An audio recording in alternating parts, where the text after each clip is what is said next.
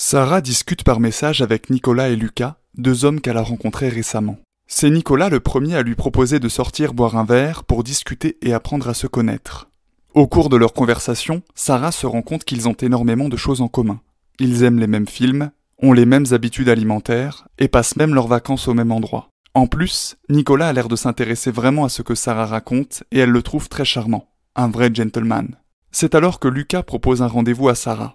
Ce qu'elle remarque immédiatement est son attitude radicalement différente de celle de Nicolas. Lucas n'est pas vraiment aimable avec les gens, ne dit pas merci, a l'air auto-centré et s'intéresse peu à ce que Sarah lui raconte. Il va même jusqu'à la contredire lorsqu'elle émet certaines opinions. Sarah n'aime pas son attitude, mais malgré tous ces points négatifs, il y a quelque chose chez Lucas qu'elle trouve intrigant. Certes, il n'est pas très galant, mais il est intéressant, sait raconter une histoire palpitante et flirte sans cesse, il n'hésite pas non plus à la toucher. Lorsque Sarah rentre chez elle, elle est confuse.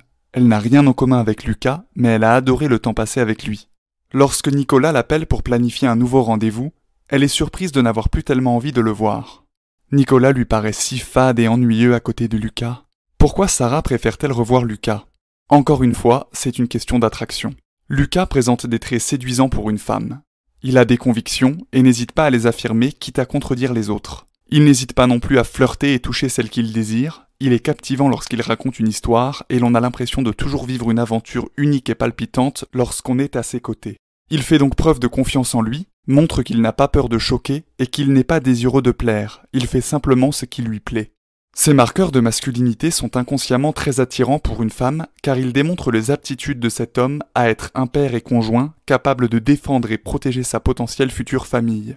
Discuter avec une femme lors d'un rendez-vous est la partie la plus simple, mais c'est lorsqu'il s'agit de sexualiser l'interaction et de prendre des initiatives que les hommes attirants sortent du lot. Une femme ne vient pas à un rendez-vous galant pour se faire un ami, mais pour découvrir un homme fort et sûr de lui qui saura la faire rêver. Alors autant prendre les devants pour la séduire.